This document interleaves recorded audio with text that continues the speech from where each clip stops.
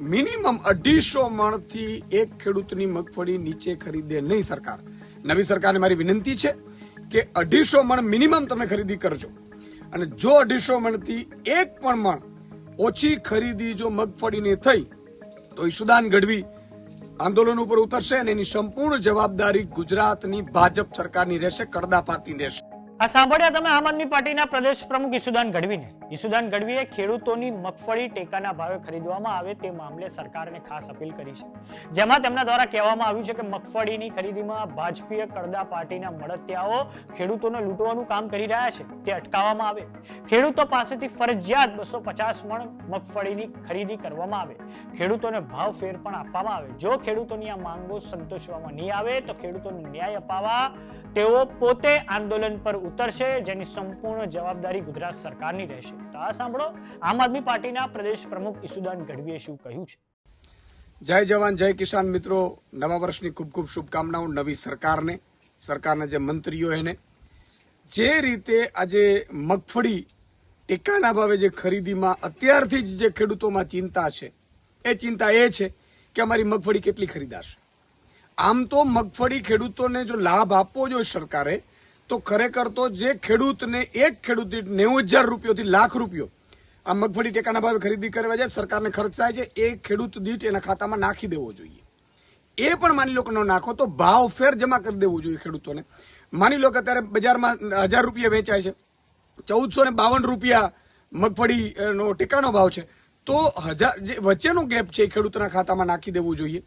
ત્રીજું કે એ પણ ન જો કરી શકે સરકાર, મેં સાંભળ્યું છે કે જેમ કડદા કરે છે એવી જ રીતે ભાજપના લાભાર્થીઓને ટેકાના ભાવે મગફળીઓ ખરીદીને કરોડો રૂપિયા કમાવાની જે ભાજપે ષડયંત્ર કર્યું છે ખેડૂતોને લૂંટવાનો, એટલા માટે એ ખરીદી કરશે તો એ લૂંટ ચલાવશે, અને એટલા માટે લાભાર્થીઓની ગેંગ રહેશે, પછી એ ચૂંટણીઓમાં કામ કરશે.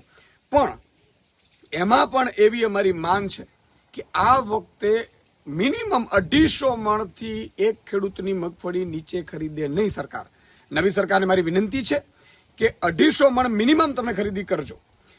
અત્યારે શું થઈ રહ્યું છે, અત્યારે વાત એવી વહેતી થઈ છે કે 70, 80 કે 90 મણ જ મગફળી ખરીદાશે. જો એટલી જ મગફળી ખરીદાશે તો બાકીની જે મગફળી ખેડૂતોના ખેતરમાં પડી છે એનું શું કરશે?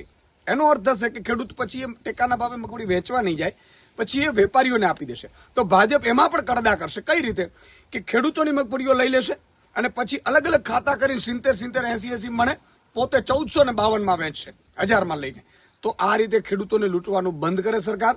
અને જો 250 મણથી એક પણ મણ ઓછી ખરીદી જો મગફળીની થઈ તો ઈશુદાન ગઢવી આંદોલન ઉપર ઉતરશે અને એની સંપૂર્ણ જવાબદારી ગુજરાતની ભાજપ સરકારની રહેશે, કડદા પાર્ટીની રહેશે.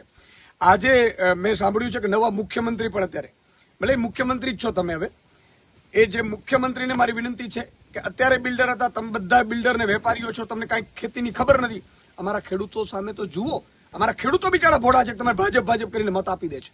એ તો બિચારા ભોળા છે, ગામે ગામ 50-50 તમે રાખ્યા છે, એ બધા ભોળા છે, પણ એને લૂંટ છે. એને અત્યારે એના સંતાનોને ફી ભરવાના રૂપિયા નથી રહેતા. આ સ્થિતિ છે અત્યારે. પત્નીના ઘરેણા મૂકીને ખેડૂત અત્યારે જે દિવાળી પછીની જેની પ્રાઇવેટ શિક્ષણોમાં એના બાળકોની ફી છે એ ભરવાના અત્યારે કોશિશો કરી રહ્યો છે. ત્યારે એમને આ પૂરતા ભાવ મળે, પૂરતી ખરીદી થાય એવી મારી માંગ છે. નહીં તો આમ આદમી પાર્ટી આ મામલે આંદોલન કરશે.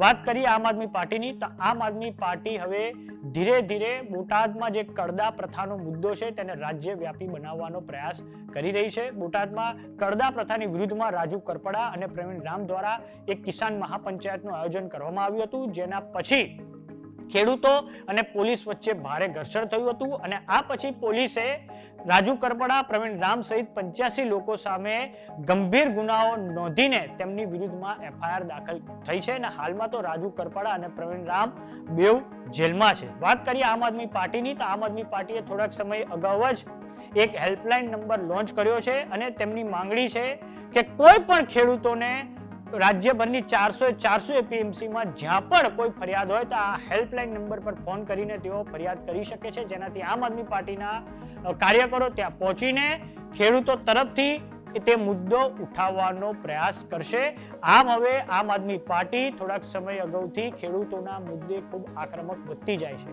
તો તે પહેલા જ્યારે કેન્દ્ર સરકાર દ્વારા કપાસ પરની જે ઇમ્પોર્ટ ડ્યુટી નાબૂદ કરવામાં આવી તેને લઈને પણ આમ આદમી પાર્ટી ખૂબ ભારે આક્રમક બની હતી. વાત કરીએ હવે ગુજરાત સરકારની, તો ગુજરાત સરકાર દ્વારા ઓગસ્ટ અને સપ્ટેમ્બર મહિનામાં જે અતિવૃષ્ટિ થઈ હતી તેને લઈને 5 જિલ્લાઓ માટે 947 કરોડનું કૃષિ રાહત પેકેજ જાહેર કરવામાં આવ્યું છે. તો આ બાબતે તમારું શું માનવું છે અમને કમેન્ટ બોક્સમાં લખીને જરૂર જણાવો. જો તમે અમને યુટ્યુબ પર જોઈ રહ્યા તો સબસ્ક્રાઇબ કરો, જો તમે અમને ઇન્સ્ટાગ્રામ અને ફેસબુક પર જોઈ રહ્યા તો ફોલો કરો. સાથે જ અમારી વોટ્સએપ ચેનલ આવી ગઈ છે, જોઈન કરવાનું ના ભૂલતા. નમસ્કાર.